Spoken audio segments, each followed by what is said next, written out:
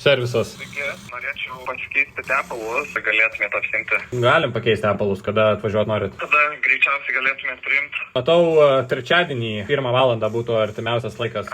Tik tai, žinokit, dar kažkas priekį, nežinau, džeriukė man kai stabdau, tai tikriausiai reikės, nežinau, gal aš stabdžiu kaladėlę tam pasižiūrėti. Atvažiuosit, pasižiūrėsim viską. Koks čia automobilis? Audi A4 2014 metų. Benzas? Jo. Valstybinį numerį pasakykit. ABA 341. Gerai, tada užsiregistravau. Gerai. Viso gero. Ir dabar šis užsakymas automatiškai įkrenta mums į kalendorių. Sistema automatiškai viską užpildo su svarbiausia informacija, kliento duomenim, automobilio duomenim, paslaugom, kurioms užsiregistravo klientas. Pačiam nebereikia nieko rašinėtis ir pildytis. Žodžiu, visas administracinis darbas man visiškai atkrenta. Patvirtinus klientas iškart gauna SMS patvirtinimą, kad registracija yra sėkminga.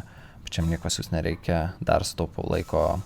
24 valandos iki kliento atvykimo jam išsiunčiamas priminimas, kur prašoma patvirtinti atvykimą, klientui nesureagavus, dirbtinis intelektas paskambina jam ir jei klientas praneša, kad neatvyks, užsakymas automatiškai atšaukiamas, o mus informuoja, kad sumažintume prastovas. Dirbtinis intelektas sukuria priėmimo paraišką ir sąskaitą, man belieka įrašyti galutinę sumą, o pildyti vėl nieko nereikia.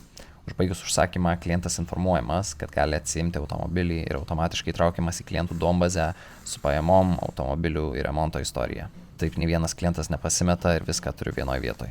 Jokių papildomų bereikalingų skambučių klientams dėl pabaigtų darbų, sistema padaro viską už mane. O dabar parodysiu, iš kur atsiranda pinigai. Atsidarau savo klientų duombazę, o šitas klientas, pavyzdžiui, atvažiavo variklio remontui ir mačiau, kad generatorius diržas jau į pabaigą.